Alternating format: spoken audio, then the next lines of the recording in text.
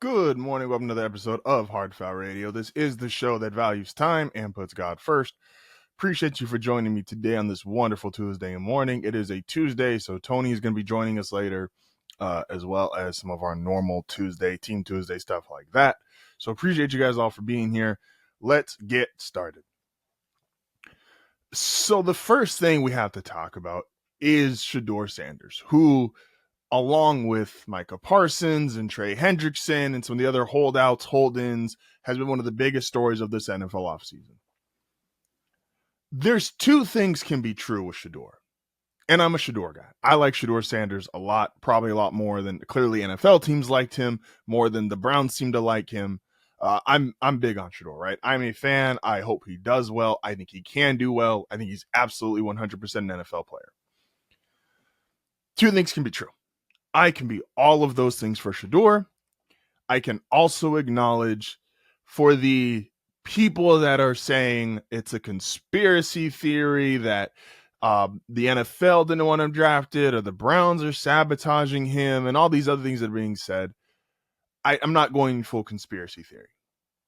What's not a conspiracy theory is, and I don't think we ever look at it like this, but guys who are late round draft picks a lot of times deal with, and really late round quarterbacks, I should say, late round quarterbacks and top 5, top 10 high end of the first round quarterbacks usually deal with the same thing, which is dysfunctional franchise. No, I don't think the Browns intentionally are trying to sabotage Shedeur Sanders. I do think they are the Cleveland Browns, and they just don't know what to do with the quarterback situation in general, and that leads and creates its own issues. I don't think they have to be sabotaging him or not calling a good game plan. I just don't think they're a well-run team. In my lifetime, I'm 30 years old. In my lifetime, the Browns and the Lions, I've said this a bunch before, are the two most historically dysfunctional franchises since I've been alive on this planet. Now, the Lions have gotten their stuff together. So now the Lions with Dan Campbell and this current iteration of the Lions, they are one of the better teams in the NFL. They got it figured out. Cleveland, just when you think they're going to get it figured out, Baker Mayfield wins the playoff game. Well, then they move off Baker. Go back to 2007, Braylon Edwards, Kellen Winslow, Derek Anderson. They win 10 games. They don't follow that up with continued success. It is a historically dysfunctional franchise. And when you're historically dysfunctional, you're not well run. You're not well owned. You don't have, I like their head coach, but I don't know if he's the greatest head coach in the world. Their GM, I think, has made some good picks. I think he's also made some bad picks. And their owner, well, leave that up to your own discretion. You can't get rid of him. He's the owner. So if he's bad, you're stuck with him. They just don't know how to do the quarterback thing correctly. You don't need to be sabotaging Shedeur Sanders. You don't need to be in the business of hoping he doesn't succeed. They just kind of do that naturally. I seen this floating around all day yesterday. The Browns cut 4 of the 5 offensive linemen that were blocking for Shedeur. Yeah, that makes sense. Because guess what? If you're playing in the preseason and you're not with the ones, you're playing with backups. The NFL, most NFL teams have 11, 12, 13 offensive linemen on their preseason roster. You can have up to 90 guys. Most NFL teams only carry 8, max 9. Normally you got a swing tackle, a tackle, a guard, and a swing guy when you're in the actual NFL season as far as your backup offensive lineman. So yeah, if you're not playing with the ones, of course most of the guys that were blocking in front of you are going to get cut. They weren't making the team anyway. Think about that. Like this, again, two things can be true. Shedeur Sanders, in my opinion, is absolutely an NFL quarterback. And on this roster, when you're going into the season with Joe Flacco, Kenny Pickett, Dylan Gabriel, I think he 1000% deserves a chance to play. and 1000% deserves a chance to compete for the job. I also just think the Browns couldn't figure this out, even if Shedeur Sanders was Tom Brady in waiting. You got to understand where you're going to. And he's a late round quarterback, and a team drafted him. And most late round quarterbacks get drafted to a team where they're either always going to be the backup or a team that's just not paying them much mind because they're going to be a third stringer, get cut, or cap reasons, etc. And the preseason, we have good and we have bad. The reality of the preseason for 99% of NFL players, the guys who make a roster that aren't either already under contract and or a high-end draft pick, it's a couple of plays. You could be a guy, excuse me, I love this story. The 97-98 Denver Broncos went back-to-back. They had multiple guys on that roster, only one first-round pick, which is Elway. Shannon Sharp, Terrell Davis, Rod Smith, 6th round, undrafted. They will all tell you the difference in them making the roster was for Terrell Davis, a kickoff return in an international game where he laid somebody out, and that got everybody going, whoa, who's that guy? Shannon Sharp, it's a catch here, catch there, and Elway saying, hey, who's that guy? And Rod Smith, it's making a big catch downfield for a touchdown. And Mike Shanahan going, oh, who's that guy? When you're a late round draft pick, it is just a few plays, and it's the difference of your life being changed forever.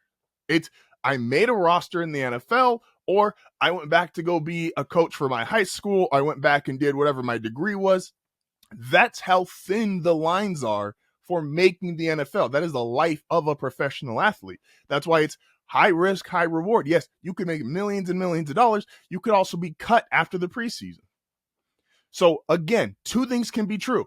Shedeur absolutely deserves to be in the NFL. I think he could be a starting quarterback. I think he is, to me, he's the best quarterback they have on the roster.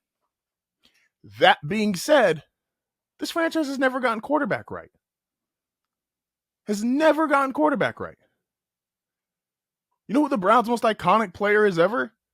Of course, it's Jim Brown, the running back. After that, we got Joe Thomas, maybe the greatest player to literally never have, or say, had one winning season. Like, they don't have this long list of quarterbacks who they've just figured it out. Like Bernie Kosar is how far back you got to go. So this organization has never gone quarterback right. So it's unfortunate for Shedeur, but when you get drafted to some of these teams that don't know what they're doing, you become a part of the process. And if you can't overcome it, that's how we truly differentiate the great quarterbacks. Can you overcome the crap that your bad franchise can't seem to get out of its way for? That's the life in the NFL. That is the life Shedeur Sanders is now set up for.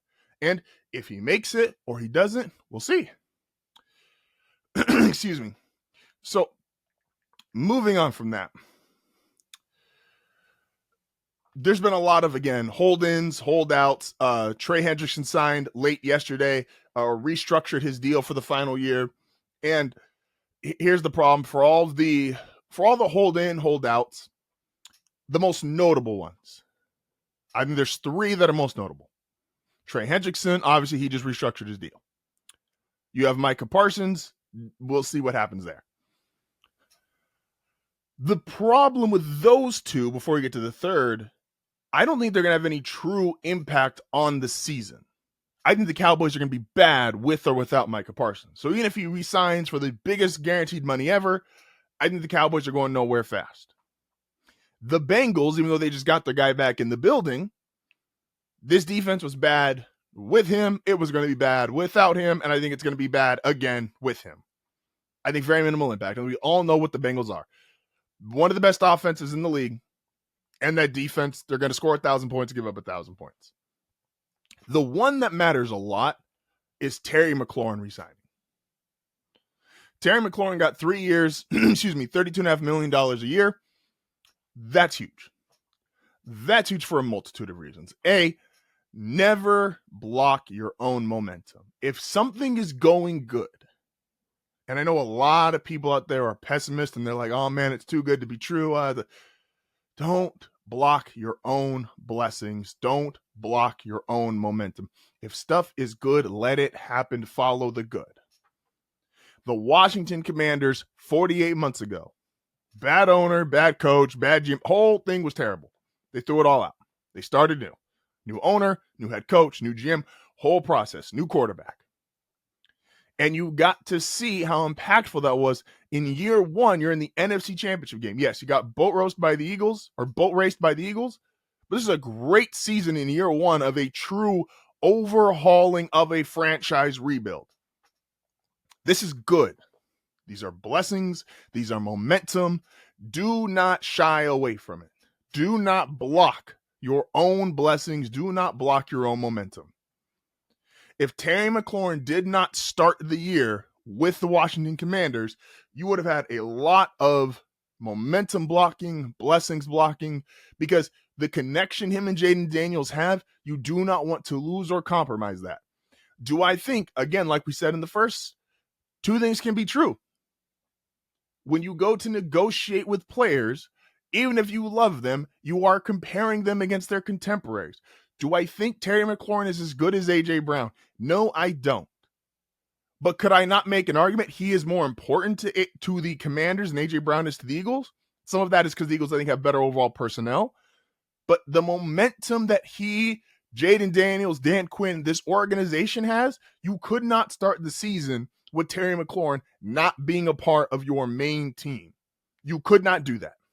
That would have been completely devastating. You would have set yourself backwards in all this positive momentum and blessings that you've had over the last 48 months. You would have totally destroyed that. So Terry McLaurin re-signing, to me, that's a real impactful difference. That will matter when it comes time for the NFL regular season. Micah Parsons, I think the Cowboys are going to be bad with or without him. Trey Hendrickson, that Bengals defense is going to be bad or good. It's going to be bad with him or without him. Terry McLaurin is truly going to be a difference maker, and it is going to show up in the standings and how the Washington Commanders play because he is there. I mean, if you want to be a part of one of the coolest, most unique communities, don't forget to like and subscribe.